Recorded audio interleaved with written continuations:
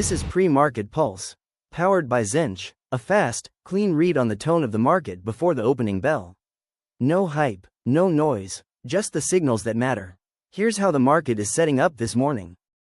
Good morning, cobbers, and welcome to the Zintch.com Pre-Market Pulse for Monday, April 13, 2026. The weekend delivered exactly the kind of headline that makes futures traders spill their coffee. Marathon US-Iran peace talks in Islamabad collapsed without a deal, and President Trump responded by ordering a naval blockade of all Iranian ports and coastal areas in the Strait of Hormuz. Set to begin at 10 a.m. Eastern Time today. That's not a theoretical escalation. That's ships in the water. The numbers at 6:38 a.m. Eastern Time. Futures are red across the board this morning, though the overnight lows have moderated slightly.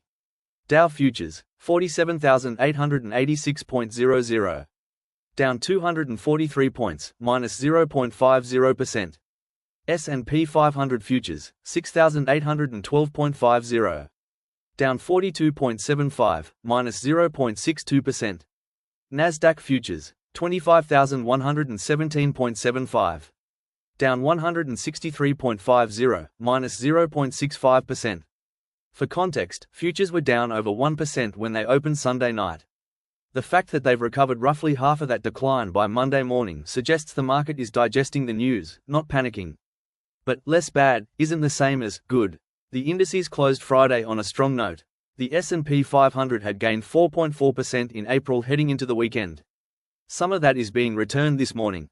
Oil is the story. Brent crude surged back above $100, trading near $102 minus 103 per barrel. WTI is running around $101. That's roughly an 8% jump from Friday's close. The Strait of Hormuz handles approximately 20% of the world's daily oil supply.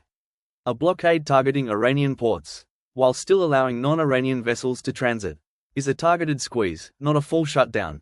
But the market doesn't care about nuance at 6 a.m. on a Monday. Oil above $100 is a psychological threshold, and we're back above it. U.S. Central Command has confirmed the blockade begins at 10 a.m. Eastern Time. Iran has responded with threats to retaliate against ports in the broader Middle East. The escalation ladder just added a rung. The dollar, gold, and bonds. The dollar is catching a safe haven bid this morning. USD strength is broad-based. The euro dropped to around 1.1672, the Aussie gapped down to 0.7010, and USD JPY pushed to 159.29 as traders reached for the world's reserve currency.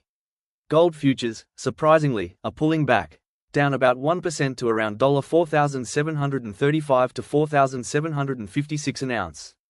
In a typical risk-off environment, you'd expect gold to rally, but rising treasury yields and a surging dollar are creating headwinds. Sometimes the safe haven trade picks one winner, and today it's the dollar. The 10-year treasury yield is ticking up slightly to around 4.33%, up a couple basis points from Friday. Bonds aren't seeing the panic bid you'd expect in a true flight to safety. The market is cautious, not terrified. Asia already reacted. Asian markets closed mostly lower this morning. Nikkei 225, down 0.7% to 56,502.77. Hang Seng, down nearly 1.5% to 25,513.42. Shanghai Composite, down 0.2% to 3,976.57. ASX 200, down 0.4% to 8,926.00. Kospi, down 1.1% to 5,795.15. The initial Sunday night projections had Japan and Australia opening green, but the reality of a confirmed blockade timeline flipped the script. Asia sold off across the board. Europe is feeling it too. European markets opened in the red. FTSE 100, down 0.4%. DAX, down 0.9%. Though futures have partially recovered. CAC 40, down 1.0%. Travel and airline stocks are getting hit hardest in Europe, which makes sense. Higher oil prices directly compress margins for anything that burns fuel.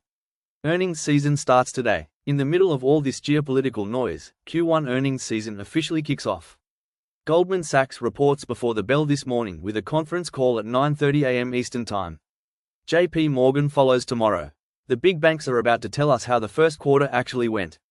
And more importantly, how they're positioning for whatever comes next. Existing home sales data also drops at 10 a.m. Eastern Time, though it's likely to be overshadowed by the blockade timeline hitting at the same hour. The read: this is a geopolitically driven morning. The failed peace talks and Hormuz blockade are the only catalysts that matter right now. Futures have recovered from their Sunday night lows but remain solidly red. Oil above $100 is the number everyone is watching. Goldman earnings and the 10 a.m. blockade activation give the morning two distinct inflection points. The market isn't in free fall. It's recalibrating, again, for a world where Middle East risk isn't going away anytime soon. That's your Zintch.com pre-market pulse for Monday, April 13, 2026. Good luck and goodbye.